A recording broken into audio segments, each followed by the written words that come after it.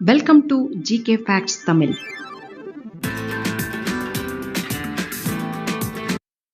Question number 1.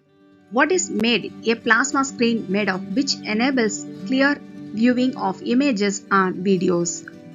படங்கள் மற்றும் வீடியோக்களை தெளிவாக பார்ப்பதற்கு உதவும் பிளாஸ்மா திரை எதனால் ஆனது? A. Krypton, B. Potassium sulphate, C. Neon, D. Argon. Answer C. Neon. British வேதியியலாளர்களான வில்லியம் ராம்சே மற்றும் மோரிஸ் டிராவஸ் ஆகியோர் 1898ஆம் ஆண்டுல நியான்கிற தனிமத்தை கண்டுபிடிச்சாங்க. முதல் தடவை அவங்க சோதனையில தோல்வி அடைஞ்சாங்க. இரண்டாவது முறை திட ஆர்கானை குறைந்த அழுத்தத்துல மெதுவா ஆவியாக அனுமதிச்சு அந்த வாயுவை கவனமா பிரிச்செடுத்தாங்க.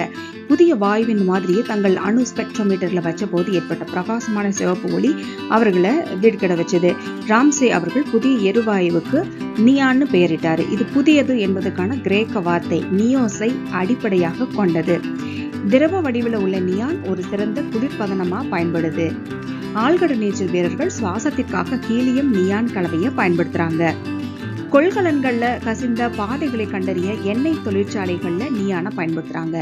ஆட்டோமொபைல் தொழில்ல வாகனங்களுக்கு ஒளி விளக்குகளை உருவாக்க நியான் பயன்படுத்தப்படுது. Question number 2.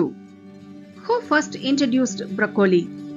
புரோக்கோலியை முதலில் அறிமுகப்படுத்தியவர்கள் யார்?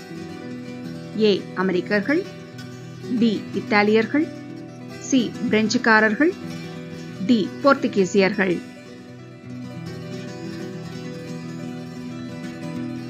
Answer B.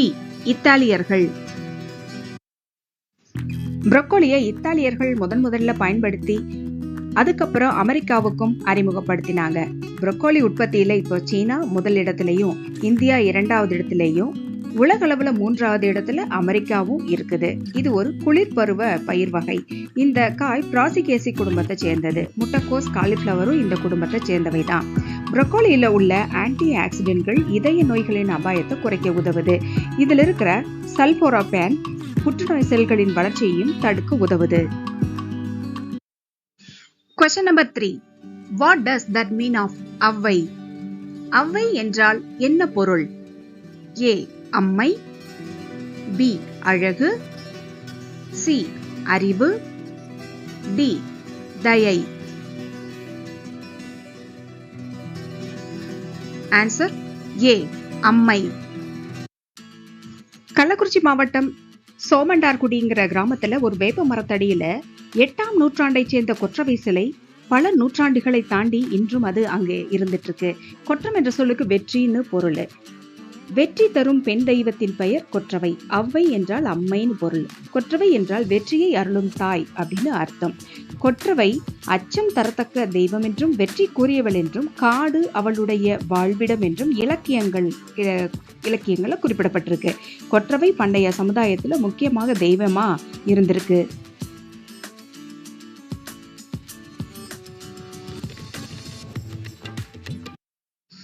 Question number 4. What was used to write on leaves in those days? அந்த காலத்தில் ஓலைகளில் எழுதுவதற்கு என்ன பயன்படுத்தினர்?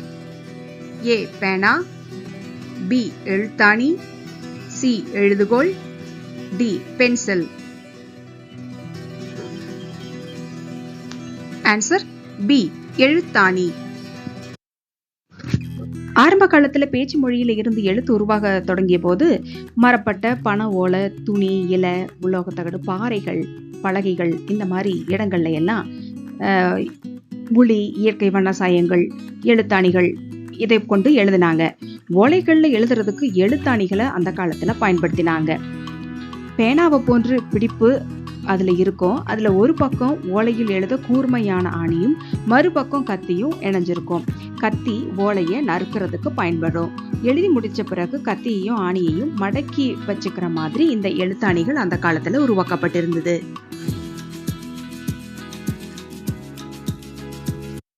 Question number 5. Which organization has said that there is no link between cell phone use and brain cancer? Cellphone பயன்பாட்டிற்கும் மூளை புற்றுநோய்க்கும் தொடர்பு இல்லை என்று எந்த அமைப்பு கூறியிருக்கிறது? ஏ. G20 அமைப்பு, பி. இந்திய மருத்துவ சங்கம், சி. இந்திய சுகாதார அமைப்பு, டி. உலக சுகாதார அமைப்பு. Answer D. உலக சுகாதார அமைப்பு. உலக சுகாதார அமைப்பு செல்போன் பயன்பாட்டுக்கும் மூளை புற்றுநோய்க்கும் சம்பந்தம் இருக்கா அப்படிங்கறத அறிய ஆய்வு நடத்துச்சு. 10 நாடுகளைச் சேர்ந்த 11 ஆய்வாளர்கள் இதுல பங்கேற்றாங்க. ஆஸ்திரேலிய அரசின் கதிரியக்க பாதுகாப்பு குழுவும் இதுல பங்கேற்றுச்சு. கடந்த 1994 ஆண்டு முதல் 2022 ஆண்டு வரை நடத்தப்பட்ட 63 ஆய்வுகளின் முடிவுகளும் இந்த ஆய்வுல பயன்படுத்திக் கொள்ளப்பட்டது. செல்போனிலிருந்து வெளியாகும் கதிர்வீச்சு, அதன் பாதிப்புகள் குறித்து ஆய்வு செய்யப்பட்டது. இந்த ஆய்வுல செல்போன் பயன்படுத்துவதற்கு மூளை புற்றுநோய் வருவதற்கான அபாயம் அதிகரிப்பதற்கும் சம்பந்தம் இல்லை அப்படின்னு தெரிய வந்திருக்கு. நீண்ட நேரம் செல்போன் பேசுபவர்களுக்கும் 10 ஆண்டுகளுக்கு மேலாக செல்போன் பயன்படுத்தி வருபவர்களுக்கும் கூட இது பொருந்தும் அப்படின்னு சொல்லியிருக்காங்க. செல்போன் பயன்படுத்துவது பெருமளவு அதிகரிச்சிருக்கு. அதற்கேற்றால் போல் மூளை புற்றுநோய் பாதிப்பு அதிகரிக்கவில்லை. இதிலிருந்தே இரண்டுக்கும் சம்பந்தம் இல்லைங்கிறது நம்ம தெரிஞ்சுக்கலாம் அப்படின்னு சொல்லியிருக்காங்க. Thank you for watching. Don't forget to subscribe, like and share. See you tomorrow. Have a nice day.